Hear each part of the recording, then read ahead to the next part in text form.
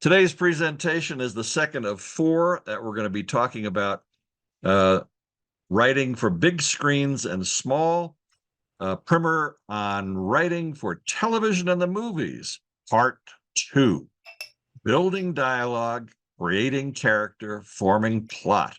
So there are many of the ways we tell stories for the movies and television are similar to how we construct a tale for a novel or a short story. One of the big differences is how we use dialogue. So, Greg is our instructor today. He is a screenwriter, a writer, an editor, and a professor at UCLA, also known as Brand X for those of us who went to USC. All right, Greg, I'll be quiet and let you take it along. Take it away. Thank you. Thank you, Jim. Welcome, everybody. Um, as it just said, this is a primer on dialogue, character, and plot. Um, in in future iterations of this series, we will talk more about these things. This is an introduction. There's a lot to cover. We're gonna skim over things. If you don't catch everything, uh, there are going to be some handouts that you can get from Jim. And most of this we're going to come back to in more detail later. This is an overview. First, a quick recap of what we covered last time. We said to tell a story, you want to start with a log line, which is a single sentence usually that encapsulates the idea of your story. In a far distant future, a mining spaceship encounters an alien that then tries to devour the entire crew. That could be a single sentence that begins Alien. Then you're going to, after that, after your sentence, you're going to have a single sentence or two that that tell your beginning, your middle, and your end. You're going to take that and beat your story out from the beginning to the middle, from the middle to the end. Then take those beats and form them into an outline, which starts with each paragraph of your outline starts with where you are, what your scene is, your interior spaceship space, or whatever it is. And that outline, each paragraph and outline is going to cover what we call the big four, which are four questions. Where are we? Who's here? What are they doing? What are they saying? In an encapsulated form. When you have all that, then you are ready to start your script, and that's where we're picking up today. First of all, to talk about plot, that outline should largely cover the arc of your plot. By the time you've done that much work, you've pretty much got a basic plot. So we're not going to talk a lot more about plot today. We will in future, how to improve that plot, how to increase your tension, blah, blah, blah. But let's look more at character and at dialogue and how you are going to introduce character and dialogue into those paragraphs that you have in your outline. By the way, most formatting is the same in either the movies or TV. In the few places where there are differences, we will quickly mention them, one versus the other. And as we talked about last time, you're going to want script writing software, because doing this the old-fashioned way on a typewriter just takes way, way, way too long. The 800-pound gorilla in Hollywood, as far as scriptwriting software goes, is called Final Draft. They are up to version 13 now. And that's about $250, but you should be able to get it for sale about $200. And then each time you get the new version, it costs you $90. But again, you should get that on sale. I just converted to version 13 and I paid $70. But again, as you begin this, before you want to make that investment, there are free versions of script writing software out there that you can download. They aren't as good, they aren't as versatile, they don't do as much, they may not translate as Final Draft does from a PC to a Mac and back and forth and etc. But they will show you they will show you the basics. And if you decide this is something you want to pursue, then you might want to look at professional grade software. But again, start with the free stuff. The most common of those is called Celtx, and I will spell that for you because you'd never guess it. CELTX. Okay, we're going to look at a page. We're going to look at a couple of different pages actually, but we're going to start with just this basic thing that I created for my UCLA students, which should be right here and is not. Hold on. Oh, I know why. Yeah, it is there. It's just okay. We're going to start, he said, with a basic page that looks like this. You want, again, if this is television, you want the name of your series, which, by the way, is in all caps and underlined, the title of your pilot, your name, and if you are writing for the networks or if you're writing for anyone that has commercial breaks, you're going to start with a teaser and then you're going to have act breaks. If you are not writing, if you're writing for Netflix, if you're writing for Amazon, if you're writing for Disney, and you don't have commercial breaks, you are going to skip all of this. But the basics, again, the basics are the same. Oh, by the way, and most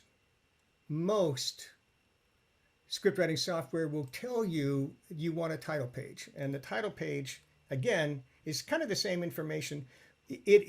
People are being a little casual now. A lot of people are being casual about putting the same information here on your first page as is on your title page. But the information that's important is the information that's especially important is how to contact you.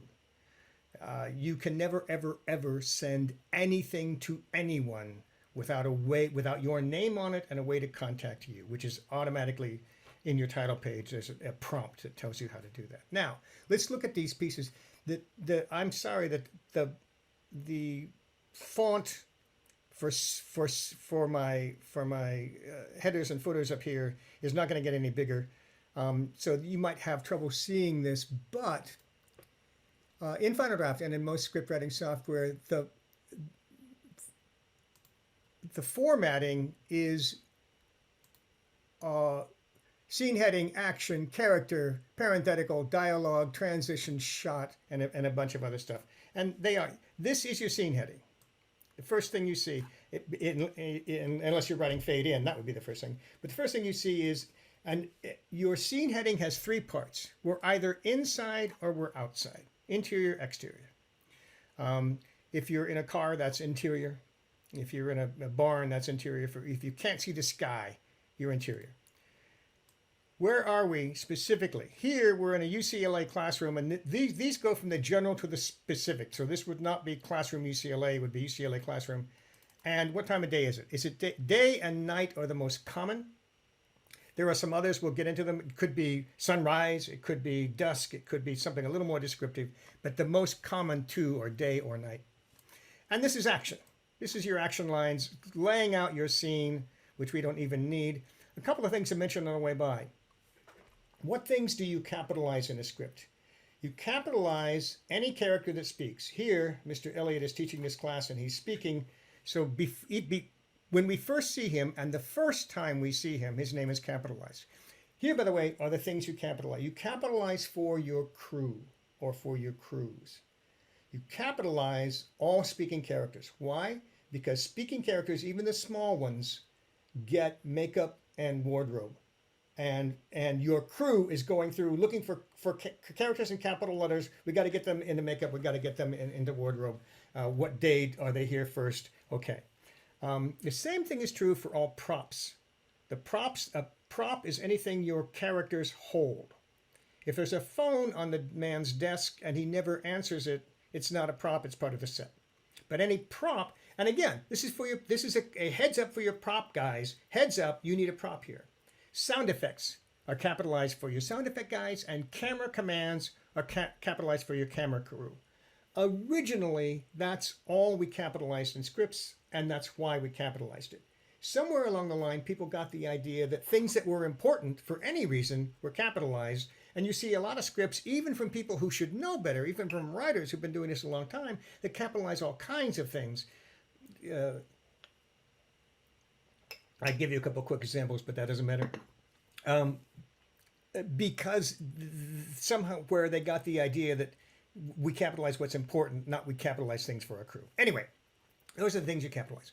So and again, where are we? Who is here? This is the first part of where are we? Interior classroom. This is the second part of a quick description. There are students here.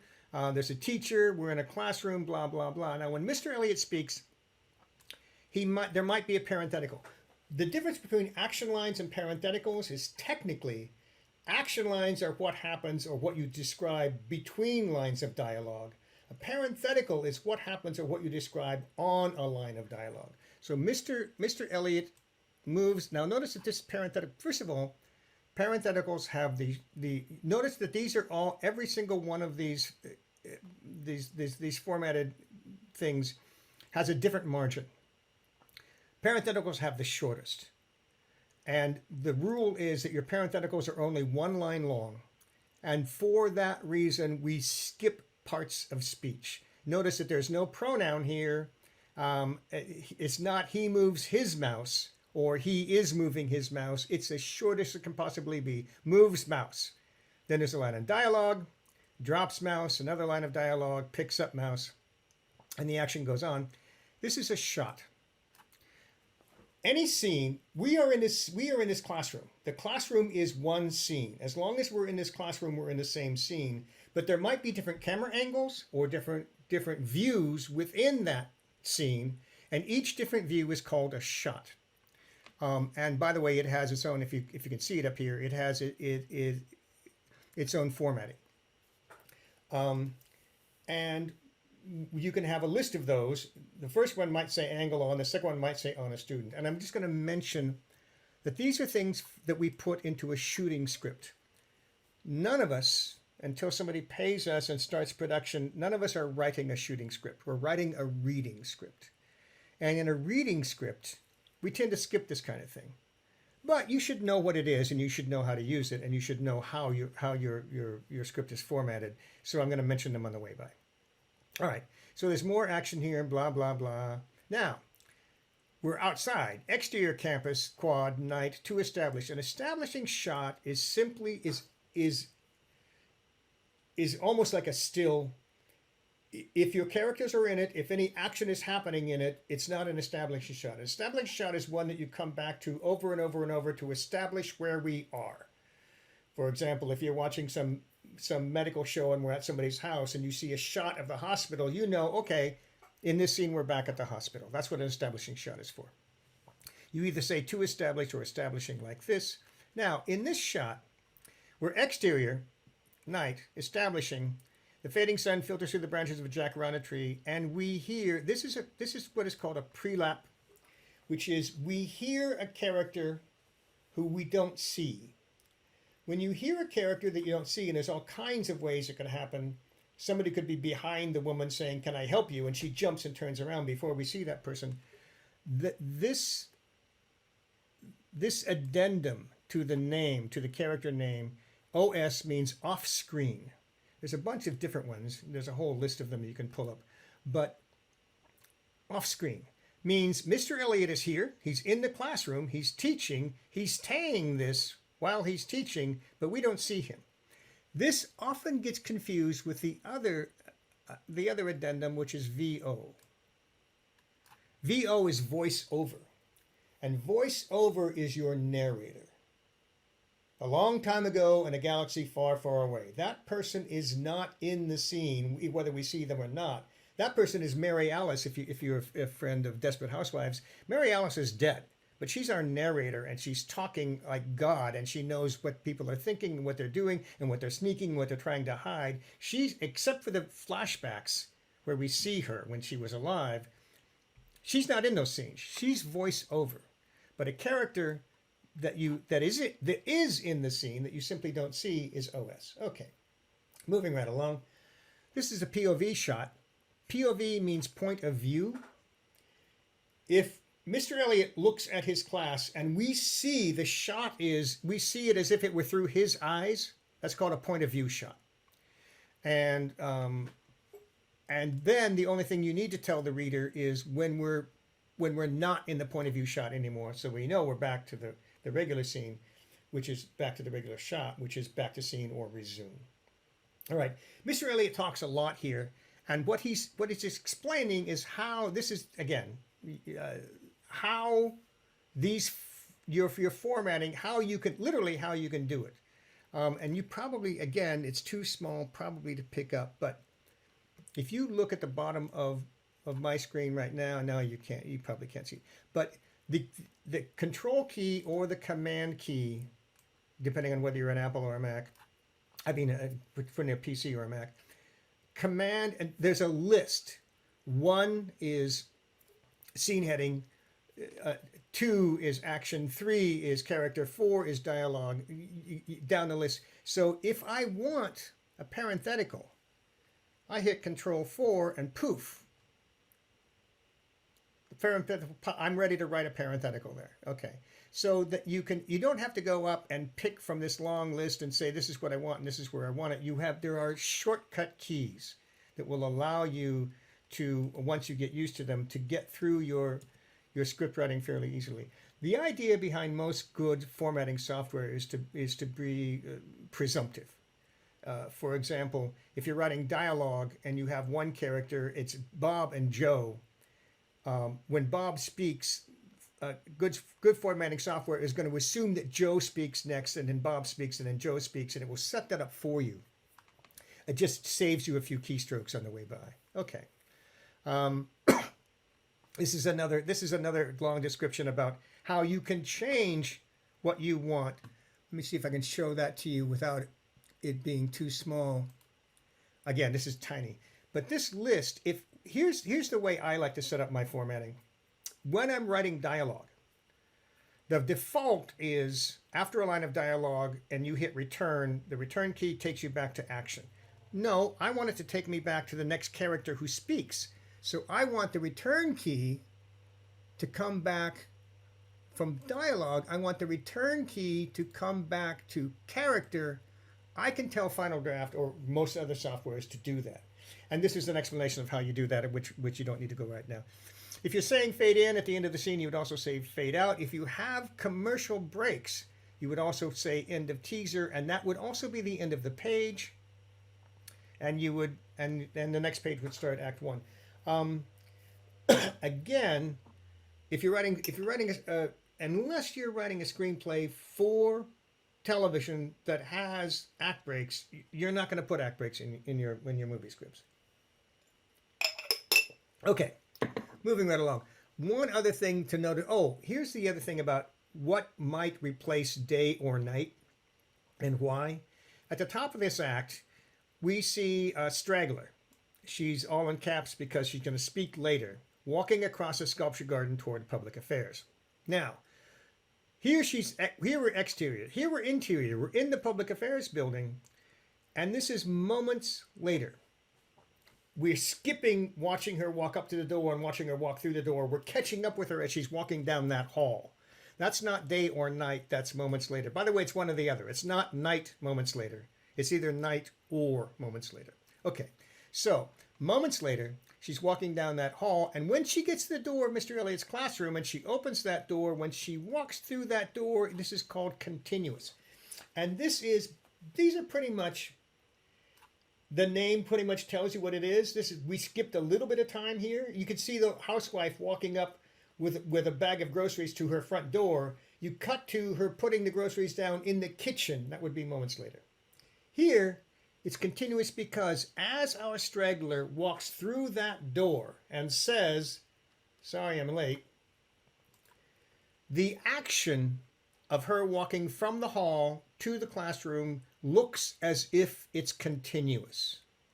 When your action looks as if it's continuous, instead of day or night, you use the word continuous. Now, in real life, she walks in, she opens that door, she walks through it, and the director says, cut, let's break for lunch, we'll set up in the classroom, let's come back at 1 o'clock. But when you see it, when any character or characters are moving from one scene to the next, getting out of a car, getting in a car, walking through the front door, walking into a store, when the motion looks as if it's continuous, that's what you call it instead of day or night. Okay. The only other one that we might want to pay attention to is same. two scenes that are happening at the same time. The most common example of this would be a phone call. Obviously, both halves of the phone call are in different scenes, but they're happening at the same time. Then, instead of day or night, you use the word same. In this example, Mrs. Elliot is calling Mr. Elliot while he's teaching. And when you have two scenes like this, stop and think about this for a minute. If we are shooting this, we're gonna shoot Mr. Elliot in his classroom talking on the phone. Wah, wah, wah, wah. We're gonna shoot Mrs. Elliot in her kitchen talking on the phone. Wah, wah, wah, wah. And we're going to cut those two scenes together. When you're doing that, you call it an intercut. Again, a pretty descriptive name. This is a transition, by the way. It's one of those other choices you have on this list. It's flush right. You intercut with. So we are in the classroom and we are intercutting with the kitchen. That's same, obviously. Here, Mrs. Elliot says, "Hi, hon." And we know we stay with her because Mr. Elliot is OS here, meaning we're still in the kitchen when he says, "I thought I told you never to call me here." And she says, yeah. Can you pick up a few things on the way home? Okay, that's an intercut. Like as with your POV shots, we need to know when the intercut ends. So this is a shot, which is flush left, as opposed to intercut with, which is flush right. We need to know that. So, and then we fade to black, and then this episode is over. Again, this is one of the things I'll have Jim have copies of if you want to take a look at this. I know we're breezing through this fairly quickly, but we do have a lot of ground to cover here. So we're going to breeze through things fairly quickly. And again, some of this we'll come back to in future episodes, and some of this you can spend a little more time with the handouts that you get. Okay. We're going to take a quick look at an actual real script. And just to see, first of all, to see how real writers who know what they're doing cheat on everything I just told you, which is probably confusing, but we're gonna look at it anyway. The script is Poker Face. Oops, that was the wrong button. The script is Poker Face. It's a show that you might have seen or you might have heard of. And again, this is a little fancy schmancy. Again, the title of the series is Poker Face. The title of the episode is Dead Man's Hand. This is written by Ryan Johnson. If you don't know, Mr. Johnson wrote a couple of movies that you might know, Knives Out and Glass Onion. He's most famous for, and he wrote this series. And again, just take a quick look at. He starts with not with where we are. He starts with a close shot that he doesn't even bother to call it that, but this is a shot because it's all caps and it's flush left. Toilet paper rolls, stacked and rattling, housekeeping cart, that pushed by a woman named Natalie. We're going to kind of breeze through this because I just want you to see in quick cuts she does her work in a few rooms efficient. Here he's definitely cheating because he should tell us what they are. She's wiping down a mirror. She's changing sheets. She's putting used towels in her hamper, blah blah blah. But that's clearly what these are. Then she's in the hallway. Housekeeping, she says. She goes into a room. It's a presidential suite. It's a very nice, blah blah blah. How nice it is. She's gathering things. There's an open laptop on the desk, and we realize the expression on her face, horror. And again, he tells us. We don't see what she sees, but what she sees horrifies her. She chokes a breath into her lungs. She goes out. She takes her phone, and the phone is a prop, so it's capitalized. She takes her phone. She goes back in. She takes a picture, and we hear a toilet flush. And she beats it out of there, goes downstairs into the hallway, hides in a utility room, catches her breath, gets back in the hallway, goes down the stairs, goes to the casino floor, finds the head of security, Cliff LeGrand, who's going to speak because he's all in caps, and she shows him. Again, we don't see. But he says, come with me. They go to the executive office. Cliff says, it's all right, you did the right thing. We go into the reception room. The assistant says, hi, Cliff, he's still in there. Cliff says, it's all right, Ginger, who's the assistant. We'll talk about getting names of your characters in later. He picks up Ginger's phone and hits a button. Then notice, Ginger, would you get some water? To Natalie, your parenthetical, telling us on the line who he's speaking to, maybe something stronger. Then into the phone. It's Cliff. We have a code red. In 3 pages, Mr. Johnson has set the scene and raised the tension. And that's the way. I don't care what your story is. You could have a romantic, you could have a rom-com, but in those first pages, you grab our attention, and most, if not all of the time, you grab us by the throat. The first thing you have to do is sell your script. And for people who read 10 at a time on their weekend for fun, or because it's their job, you grab their attention so they're reading past page 5. Okay, moving right along. Now let's move into dialogue. That's formatting, and again, we'll see that. By the way, this is more or less this chat is an hour long. There'll be a half hour for questions. If you do have questions, jot them down and or remember them and ask, and there will be time to. And we may even come back to some of this stuff to answer your questions. Let's talk about dialogue. There are 2 things that dialogue must do. Dialogue must move your plot forward, and dialogue must tell us more about your characters, or tell us in general about your characters. And in a first draft, you're just writing. You're just writing dialogue. You're writing what you think people say. You follow most of the rules I'm going to hand you in a minute here. But as you go back through, one of the questions you want to ask yourself is exactly that. Does this conversation move my plot forward, and or does it tell me about the characters?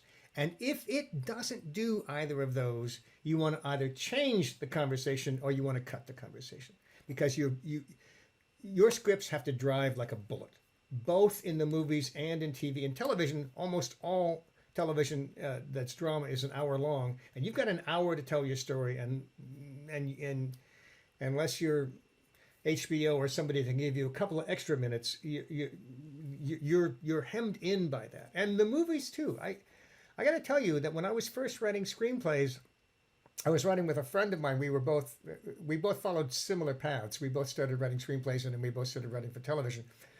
But John Elliot, who directed a bunch of, he was considering my friend's script, and he handed it back to him, and he said, "Cut 10 pages. I don't want to work that hard." So even in the movies, when you think you have more time, you want to everything needs to be efficient. Everything needs to move like a bullet. Okay.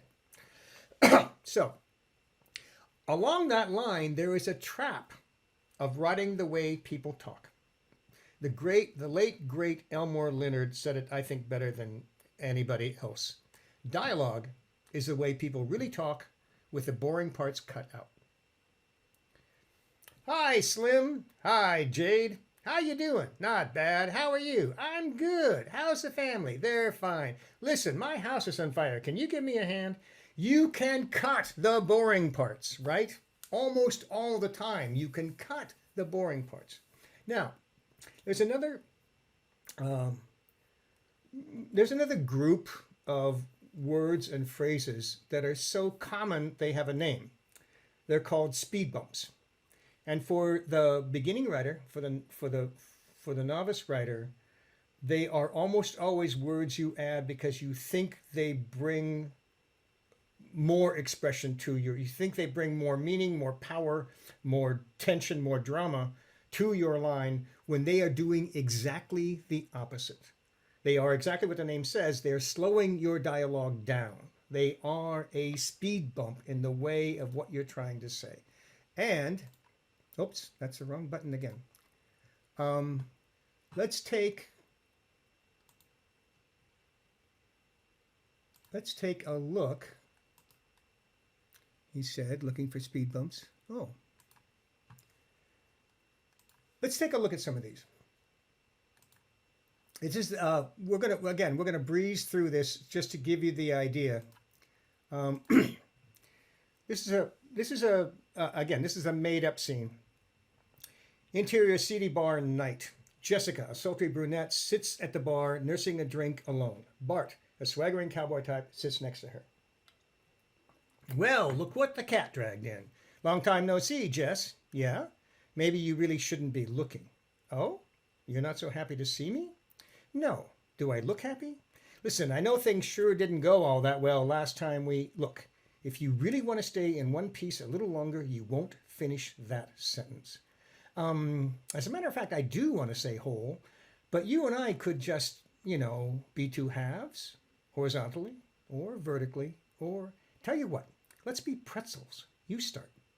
She reaches for his hand and bends it painfully back. Ow, ow, ow! She lets go. Okay, I'm leaving now. You sit on that bar stool and count to 100 before you actually move. Because if you move before that, I'm going to put this elbow, squeezes his elbow, up your ass. Got it? Yes, got it.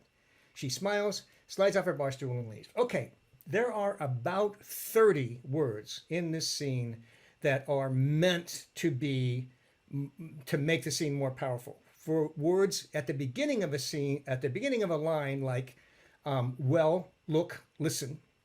Words in the beginning of the line, the most common are just and really. Well, listen. If you just listen to me, I think you'd really see. That line is so much more powerful if it was, if you listen to me, you'd see. Let's take a quick look. See what you think. Same scene. Jessica's at the bar. Bart walks up. Look what the cat dragged in. Long time no see, Jess. Maybe you shouldn't be looking. You're not happy to see me? Do I look happy? Things didn't go all that well last time if you want to stay in one piece a little longer, you won't finish that sentence. As a matter of fact, I do want to stay whole. But you and I could, be two halves, horizontally or vertically, or tell you what, let's be pretzels. You start. She reaches for his hand and bends it painfully back. Ow, ow, ow. She lets go. I'm leaving now. You sit on that bar stool and count to 100 before you move. Because if you move before that, I'm going to put this elbow, squeezes his elbow, up your ass. Got it? Got it. I don't know if you may not hear the words, but you can probably hear that flow. That second scene flows better because those 30 words like just, look, listen, well, are gone. Every once in a while, your character wants to start a line with, well, but that's rare, and it's more important if you make it rare. If it's too common, it slows things down too much. You want to, again, there's an exception to every single thing I'm going to tell you today, but you want to make those exceptions the exception. So, okay. Another general rule about dialogue. You want to write dialogue. This is the same rule, by the way. You'll hear me say almost exactly the same thing when you get to character. You want to write dialogue that is motivated by what your character wants, not what you want. You are the writer. You know the way you want this scene to go, but you want to consider your characters as living, breathing people. They have things they want. They have things they need. They have things they're trying to hide. And in their dialogue, you need to reflect that. What does this character want here? How does he go about getting it? How does she go about hiding it? How do they go about trying to uncover it? Let that drive your dialogue. And let that bring your plot to the point where it needs to go, wherever that is. A quick note about accents and idioms and expressions. If you have a character who is from the South, do not let him say y'all on every line. Once a page, maybe. Once a scene, maybe. Don't drop every ing from his or her dialogue. Same thing, we don't have Valley Girls anymore, I guess. But if you had a Valley Girl, who took every sentence and made it like a question, you want to do that a little bit, but too much of it just grates, especially on the reader.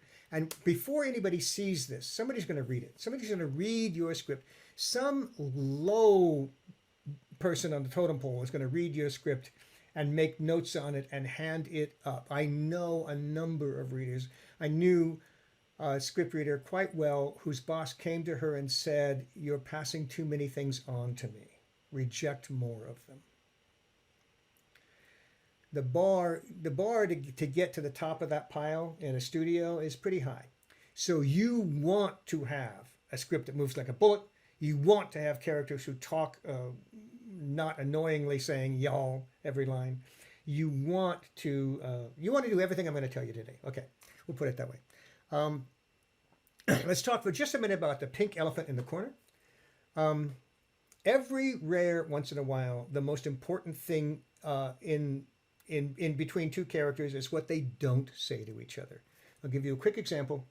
We have some of you may have, depending on how many times you've heard me talk, may have heard me say this before, but you have it's 1944, and there's an 18-year-old kid in an army uniform standing on a train platform, and this uniform's been on for 5 minutes. There's not a crease in it anywhere except where they're supposed to be, and he's waiting for someone. He's looking for someone, and he reaches into his pocket and takes out this tiny little black velvet box and opens it, and the inside is a tiny little diamond ring, and he puts it back in his pocket just as this beautiful blonde comes running up to him, and in their conversation we realize that she is getting on the train, she is going to college, and she's saying things to him like, now I want to know, you write to me, you write to my mom, she'll pass it on to me whenever, and when I get settled in my room and I know where I am, and you be sure and write because I want to stay in touch. And she gets on that train, and we know what he's not saying.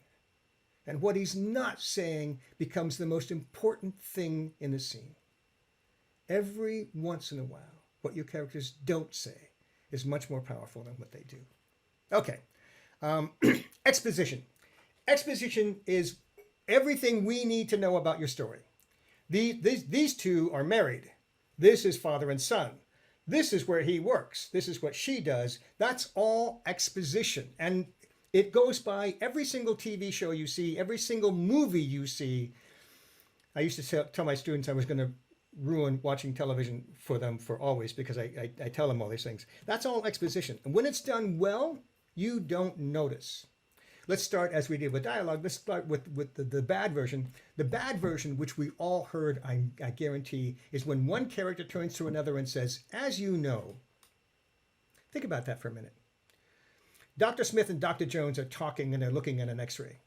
And Dr. Smith says to Dr. Jones, as you know, doctor, without this surgery, the patient's going to die. Now, Dr. Smith is telling Dr. Jones not only what Dr. Jones already knows, but what Dr. Smith just said he knows he knows. Why on earth would they ever tell each other what they want to know? The only reason is so we can hear it. There are smarter, better ways to do that. People who fight say things they both already know.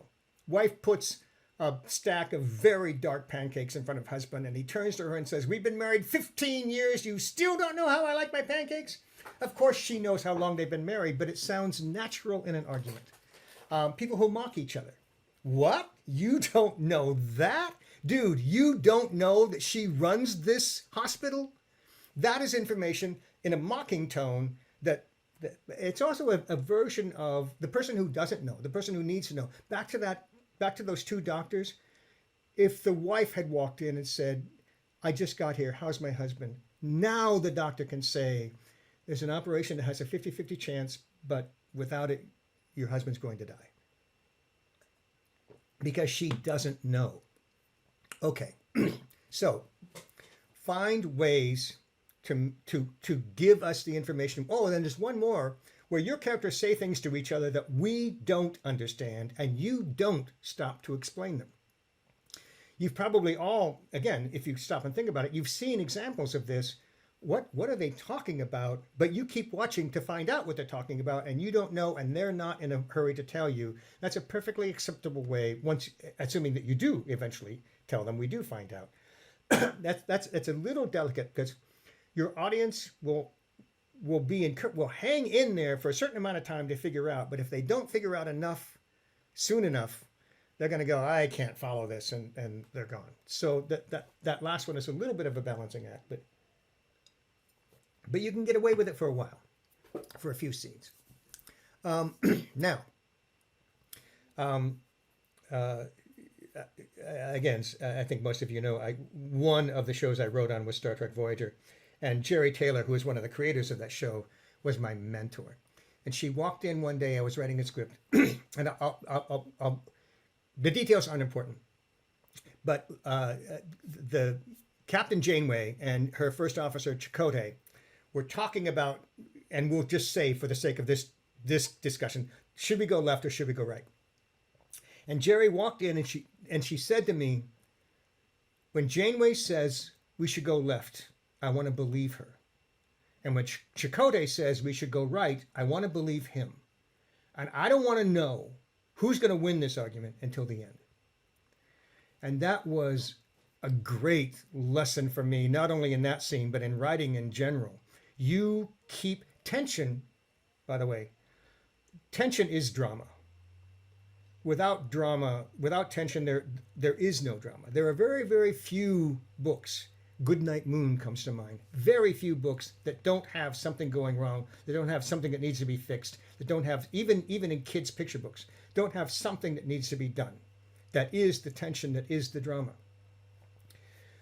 So, and tension is created when your characters want different things. One way. There's lots of different ways. There's an avalanche coming. There's lots of other ways. But in your characters, tension is created when your characters want different things. So give them both strong arguments. Again, if Venus and Serena Williams are playing tennis on any given day, either of them could win. If Serena Williams was playing tennis with me, nobody would be on the edge of their seats wondering how this is going to turn out. Every rare once in a while, one of your characters is going to buffalo one of the other ones right into a corner. But even then, the one being buffaloed ought to be making good points. Keep them active, keep them in the scene. Make us wonder until the end of the scene, as Jerry said, who's going to win. Okay. Every once in a while, you're writing and you're looking at your story and you're going, is anybody going to believe this? This is too much. Why wouldn't they just do this other thing? And here, I'll give you a quick example, a quick silly example. You're writing a horror story. The football team, the high school football team, has just won the state championship, and they're off celebrating in a mountain cabin with the cheerleaders. And unbeknownst to them, from the mountain next door, the maniacal killer has escaped. And so they're in, and again, following the rules of horror movies, any of the teenagers who are having sex, you know they're going to be murdered. So anyway, two of the cheerleaders have gone down to the basement and they have been brutally murdered. And Susie, our third cheerleader, says, "Oh, I left my gum in the basement. I need to go get it." And you, the writer, might be saying to yourself, "Why in the world would she ever? I need her to go down in the basement." But why would she ever do that? Two of her friends have just been murdered. You give that concern to a character. The quarterback walks up to her and says, "Susie, why would you ever do that? Ginger and Tiffany were just murdered." And hopefully Susie has a reason, whether we believe it or not, whether we think it's a good reason or not, Susie has a reason that she believes that she needs to go down into the basement. This works for all kinds of things. The quarterback is talking about the escaped lunatic and how he works and why he works, and it's a fairly long speech, and you're thinking to yourself, I think this goes on too long. You have one of the you have his star linebacker raise his hand and say, "Biff, get to the point." Well, you're talking forever and we still don't know what you're talking about. You take your concerns and you give them to your characters. And here's why. In that horror movie, when Susie says, "I'm going down to the basement to get my gum," your audience literally leans back. "Oh man, I don't believe that. Why would she do that? Why would anybody do that?" When Biff, the quarterback, steps up and says, "Susie, why would you do that?" they lean forward and say, yes, that's what I was thinking. Why would he do that? You want to keep your audience engaged, and you want not to do the things that would make your audience disengaged. And one of the ways to do that is not necessarily to change the scene when you think, why would she ever do that? But to give that concern to one of your characters. Okay.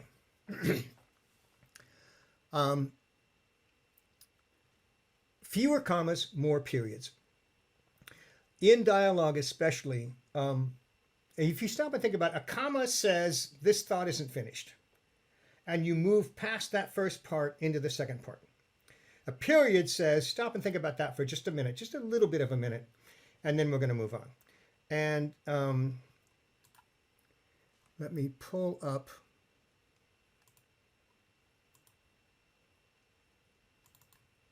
Yeah, okay.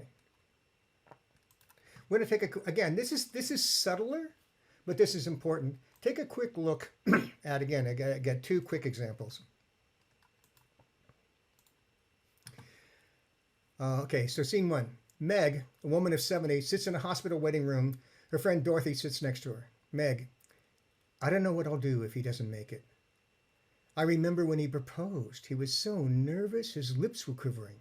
He got down on one knee, took the ring box out, stammered something, and then said, "Will you?" Smiles. He couldn't manage those last words. He just mumbled, "Will you?" Take that same dialogue and replace a couple of commas with a couple of periods. I don't know what I'll do if he doesn't make it.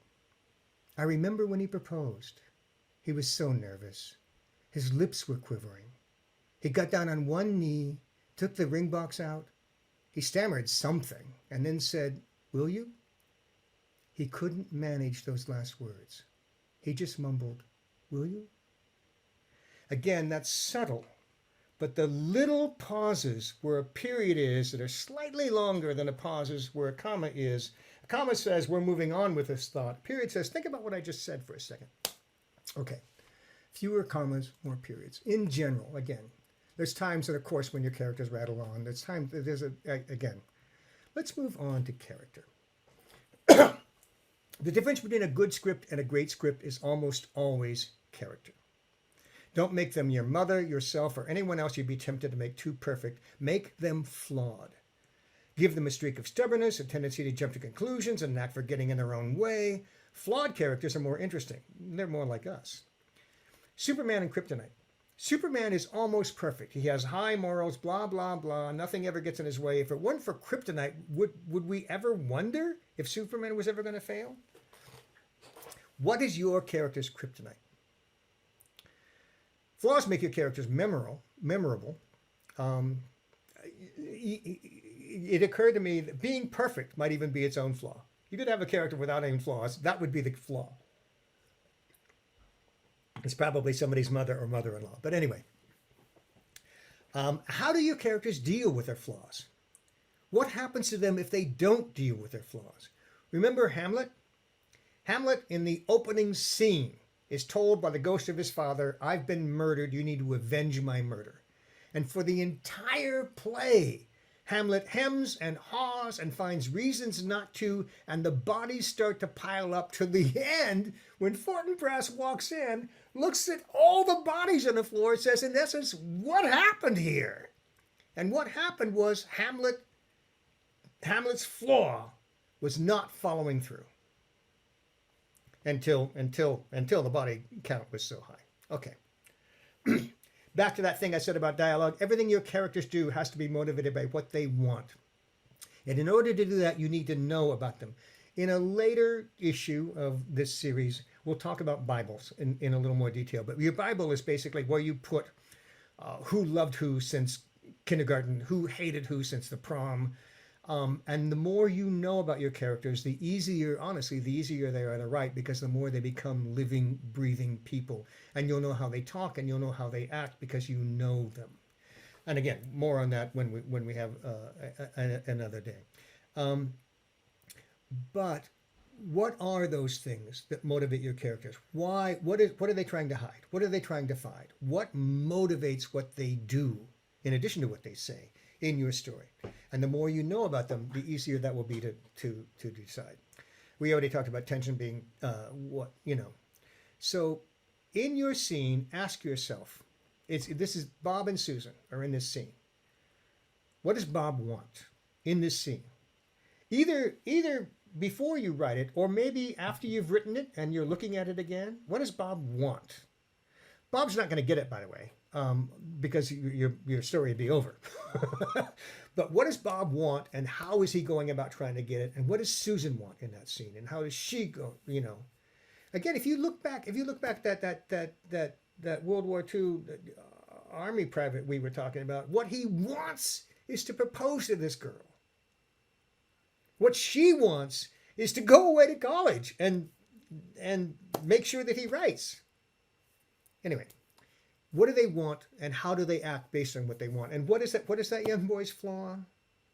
He's too scared. He's too second guessing. He's too worried that he's not going to come back. Some flaw keeps him from opening his mouth. Okay. Surprise us. As you write your story, you've got an hour, you've got at least an hour and a half in a movie. What do we learn about your characters? What hobbies do they have? What quirks do they have? What sense of humor do they have? Little reveals that tell us more and more about your characters as your story goes on. And again, the more you should never dump all of that at us all at once. Whatever you know about your character, you want to parse out a little at a time. Because we learn and we grow and we like them more and we understand them more. And maybe we didn't like that character at the beginning, but now that we understand what she really wants, now we're kind of rooting for her, even though she seems to be a bit of a tough character. Okay. All right. We already chatted about Bibles, and we'll talk about those later. Here's the way we learn about your characters: what they say, what they do, what other characters say about them. And that third one is exposition. But again, that third one is really important, because if you have a character that walks in, big family dinner going on, 3 or 4 people in the kitchen, and she walks up to her mother-in-law and says, "Oh, Susan, let me do that. I'm the best sous chef in this city." First of all, she's a braggart. And secondly, I'm not sure we should believe her. But if Susan's daughter walks up and says, "Mom, let her do that. She's the best sous chef in this city," we're more likely to believe we've learned something from another character, what another character said about her. She's not a braggart. She can be shy. She can be whatever you want her to be. So what your characters say about each other is one vehicle, besides what that character says and what that character do, to show that character to us. Okay. And again, make them flawed. Don't make them perfect. There's a thing, honestly, I've heard this more times than I care to tell you about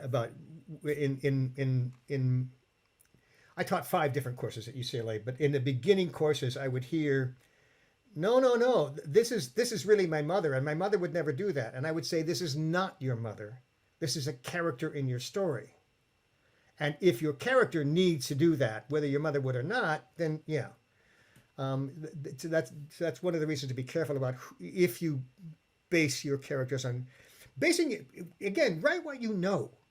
If you know these people, if you know this woman who was outrageously vindictive about her ex or whatever it is, go ahead and use that, but make them their own person. Your character is not your ex-mother-in-law. Your character is her own person.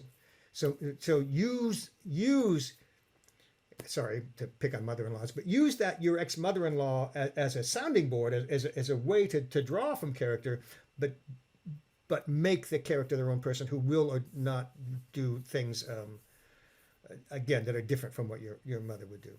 All right. Your plot has an arc.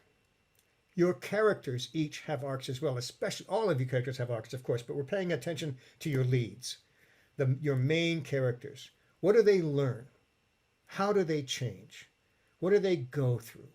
What do they hold really important to themselves that they've let go of, or the reverse of that? Your characters also have an arc. And when you know that arc, that may not reveal itself to you until you get to the end. But when you look back and go, "Oh, this is what she learned, and this is where it made a difference," then you can go back and sharpen those moments. In another iteration of this series, we'll talk about how to strengthen and sharpen the things you've already done. But in general, that's the basics of formatting. That's the basics of dialogue. That's the basic of how to create character. And I'm going to open this up for questions, or perhaps Jim is going to open it, or you just unmute yourself and ask if you've got questions. Okay, Greg, this is Jim talking. So we've had some questions put in the chat, but I wanted to, before I get to that, and it's a good question, but I want to stick with you're into the fiction, and so I want to ask, and I like the what you've done to tell those of us who write prose and novels and stories the similarities. And it's absolutely true. But one question, just to make sure I got it straight, I know you're going to talk about it later. The Bible, is Mhm. that the same thing as I then take a character and I write his whole history, his whole biography? Yeah. But it's just you guys call it a Bible. Okay. All right. Just real quick, and again, we will talk about this in another episode. But um, there are two kinds of Bibles. There's a pitch Bible, which is when you're selling a screenplay or a TV show. It's about 10 pages long, and it's all pizzazz. This character does this character does that. This is what happens in season 2. There's a show Bible, which is usually about 50 pages long. I think the Enterprise Bible was 50 pages long. And this is everything the writers need to know about how the ship runs, how the crew works, blah, blah, blah, blah, blah. It's an expanded version. But Okay. yes, everything you think is important about your characters, among other things, is in that Bible. Yeah. In the Bible. All right, good. All right, so Terry Lloyd started out with a question. He wants to know about the differences between writing for a documentary and what you've been talking about. Terry, did I capture that correctly? Again, the similarities would be how you describe the scenery, how you describe the, where people are or what people look like or etc. The first and most obvious difference would be if you're writing a documentary, you're writing about something that really happened. So you're constrained, and unless you're a different kind of documentarian, you're constrained by the truth, and what you know about the truth and how you present the truth. This is, I suppose, in fiction, the comparison would be a memoir. And several things are still true. You need to tell a good story. You need to start with something that grabs our attention. You need to lay out what the plot of this is, or whatever it is that happened, or however it is, and why it's important. And you need to give us some kind of satisfying conclusion in one sense of the word or the other of what happened, as you would with a memoir. If you compare memoirs, most of you probably, if you may know this, memoirs are considered by agents as in the same way they consider fiction. They are not considered, for example, if you're writing nonfiction, if you're writing a how-to book, there are different rules and different ways that you present that to an agent, and the agent presents that to a publisher. But if you're writing a memoir, you present it the same way you would present fiction, and that part of the equation transfers over to documentaries. There needs to be a good story. There needs to be a beginning, a middle, and an end. There needs to be. This is a tiny little bit like the genre of television that is called unscripted, which is a misnomer, because they do. I know writers on unscripted dramas, unscripted, the fashion shows, any of them. You have a script, you have a plot, and you're picking the dialogue and the moments between those characters that fit the story you want to tell. That's not the way you would tell a documentary. Hopefully you're approaching a documentary, but in a documentary, I think you're simply picking the moments that exemplify best what you want the characters to show. I hope that answers. But Thank you. as far as formatting and stuff, that's all the same. Okay. John Cathcart can hear us, but he's frozen somehow, so we'll deal with all of that after we get all done. But he's been emailing me. So we got to have multiple lines of communication when you do one of these things. Terry, did we get answered everything that you were looking for? Okay, good, excellent. All right, I'll ask another question since nobody else has one. you said something and I lost what it was you said, but it was when you're sitting down and you're starting to write your dialogue, do you just write it out without the software program, or do No, you no. start with the software program? That's a good question. I would suggest you can write your beginning, middle, and end, and your beat sheet. You can write that in Word or whatever writing program. Once you get to outline, the easiest way to do this is to switch to formatting.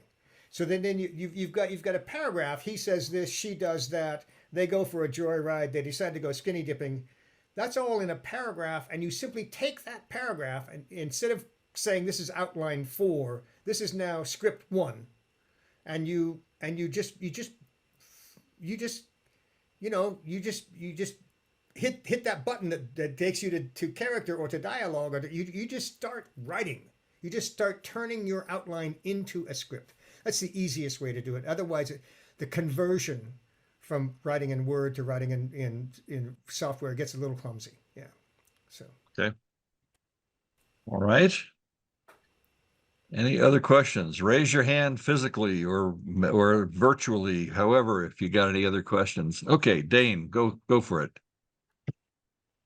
This is very interesting, and I would agree with Jim that I hear a lot of techniques and tips coming through about script writing that are really important in most any kind of short or even a novel. Here's my question. I like the idea. So what we saw was your script writing template. Was that Celtics? no, that's all final draft. But so it's another one. So imagine me starting out with that, and I'm focused on following each entry. I'm beginning to feel that I'm not creating anything. I'm just following rules. So, so what I'd like to do, and this is here's an idea I'm going to try out. I'd like to find the script for a program, let's say Longmire, which was originally written by Craig Johnson. And I've seen the Longmire series years ago, and now I'm going to look at it again, and I did just recently. All those things that you've talked about were right there in the start of this incredibly good series. How can I do that? I mean, Yes. Here's I will send this to Jim so you won't have to remember it or write it down. But there is a Google site called TV Writing, uh-huh. and it has dozens, if not hundreds, of scripts. And this is a gray area, I will tell you. I share in class, I share scripts often. I send them to my students. My students write basically an NDA. I promise I will not give this to anybody else. I promise. And when I do that, I'm allowed by the studios to use it for educational purposes. Ah. But you want to be real careful about sharing scripts or something, because the studios can come back to you and say, this is our property, blah, blah, blah. Yeah. So you, again, but anybody can go to that site, Okay. and however they're doing it, with permission or without, they have hundreds of scripts. I don't, and again, there's a search. You could type in Longmire. Either they have it or they don't. Yeah. But you think about other shows that might be like that, 1883, or some other show that's similar to Longmire. Type that in. If they've got the script, you can download it. They're all PDFs. You can download them and read them, and look at those questions. I think Lee has a question. But Lee, if you do have a question, you do have to unmute yourself. Let me see if I can do it. I just got made the ask to unmute. Yeah, Okay, he's unmuted. Okay, what was the site again? I didn't get it. TV writing, and again, I'll send it to as some of the stuff I send to Jim, but it's simply called TV writing. It's a Google site, and it's got dramas, it's got comedies, it's got some Bibles if you want to look at what a Bible looks like. Um, I use it often. I still got a few connections in Hollywood who can occasionally send me scripts, but most of the time I'm just going to TV writing and see if I can get it there. Thank you. Okay, Greg, that raised you raised a good point. I have used scripts. I didn't know about that site. I've just Googled, give me the script for Casablanca, Right, for example. right. And then I have quoted because I was looking for the exact words. Was it take it away, say it, whatever. I wanted it to be precise. The only other place I know where you can find that is on Goodreads, if it's accurate. So my question to you then is, if you're a novelist or even if you're an essay writer, what's the proper way to acknowledge that you took it from the authentic script? Is it the URL that you took it from, or do you just simply put as found in Hamlet, Scene 1, Act 2? I think again for that would not come up with script writing, but Right. in a novel, in your acknowledgments or somewhere, yeah, I don't. In a novel, you don't want footnotes, so yeah, just acknowledge a page of acknowledgments quoted with permission from, because again, you're allowed to quote phrases as long as they're not too long in from any work. But from most works, as long as at some point, if you're quoting more than a paragraph, I think you're plagiarizing or you're stealing or whatever you're doing. And so, but again, for novelists, yeah, just an acknowledgement at the end, I think would be fine. Okay. And John is back with us again. Let's see. Am I still the host, or did he take that away? I think I'm still the host. All right. So it means I can end the meeting properly. All right. Any other questions? We've still got a few more minutes. I think there might be a couple more that snuck by in the chat if you want to take a look at those. I looked. I've been following the chat. I did. Oh yeah. If I missed, yeah, I have been. Did anybody type one in that I missed? Maybe you sent it. Maybe you sent it to Okay. Greg. It might not have been a question. It might have just been a comment. Okay. Yeah. If they went to everybody, I saw them, and a couple of them went to me. So, how about a peek as to what's going to happen in the third and the fourth iterations of what we're going? I know we're going to go to Bibles. You said that. What else are we going to talk about in the future? Literally things to do is as you. I give you. There's a list of things you should do as you begin your script, and I'll mention the first one because it came by. Put the names of your characters in dialogue. And the reason to do this is somebody says, we need to get Jim in on this case. And then you cut to this man and this woman in the kitchen. And the woman turns to him and says, Jim, can you give me a hand? We've just identified this is the Jim who's going to get the call or not because he's not paying attention to his phone about coming in to work on the case.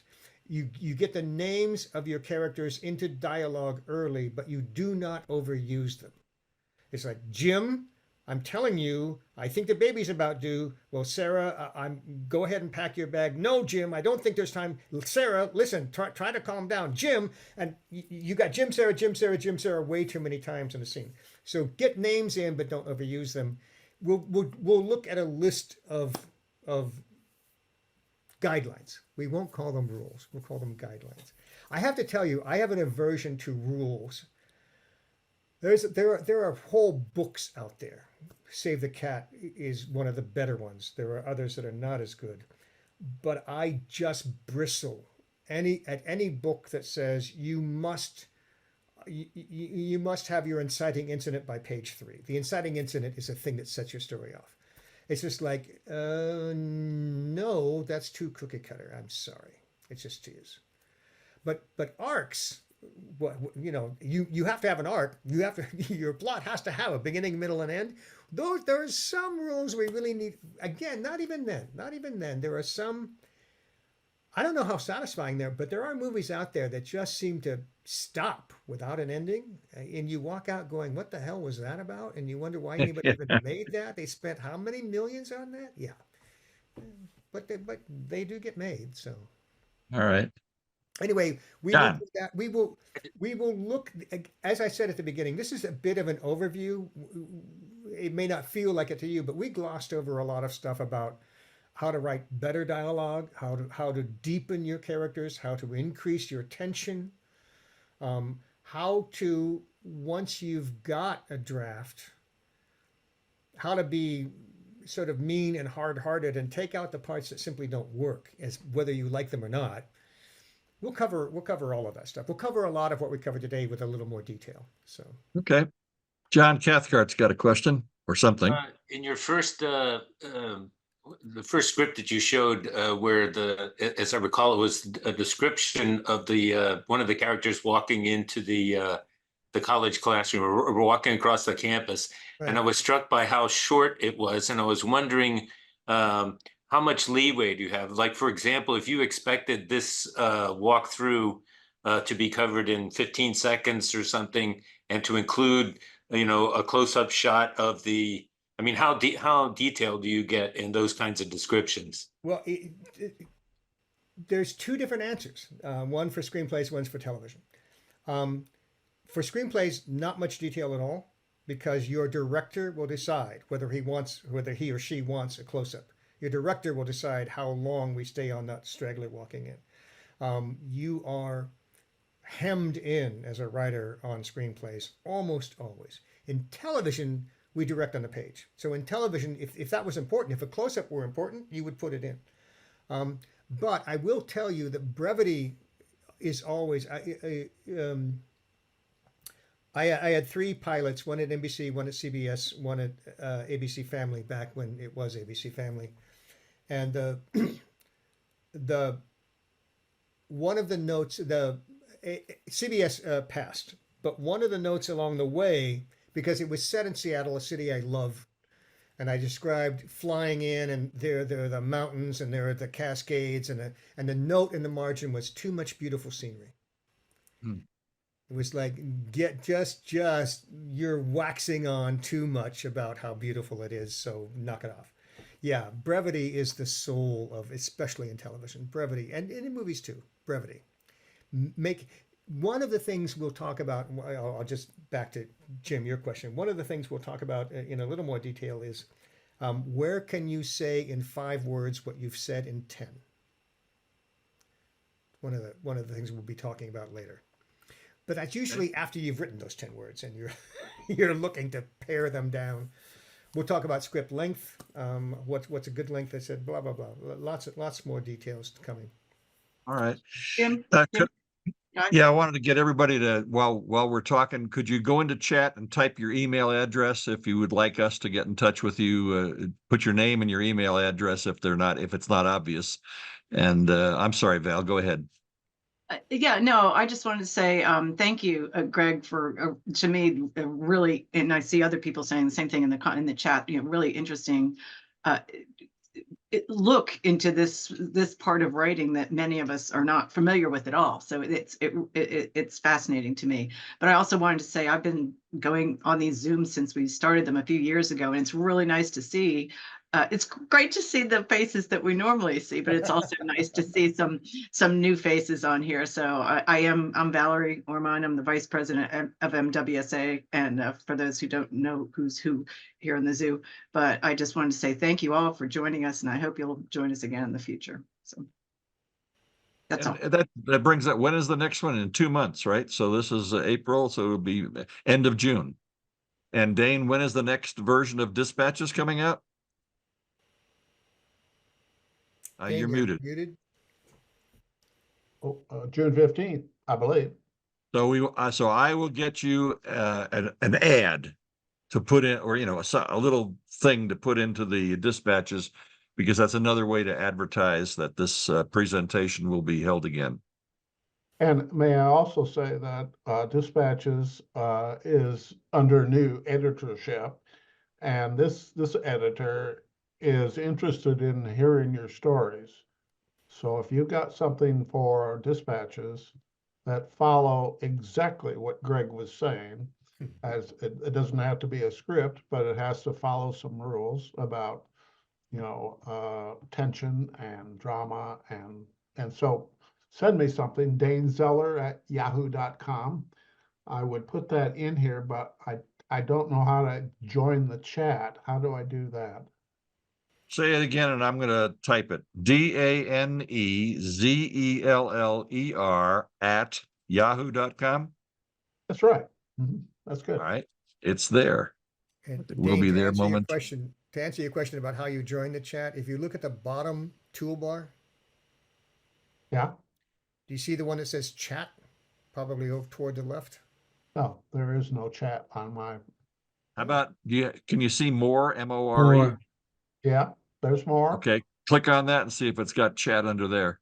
Oh my goodness, there it is at the top. Oh my gosh. Okay. So we've now done training and we can log that as MWSA training was conducted. Good. All right. Any further comments or questions or anything else can we answer questions about the upcoming conference? Can we answer questions about MWSA? And before we do that, I'll end the chat because none of that needs to be for everybody else. Not chat, the recording. John, end recording. Yes? Okay. Stop recording.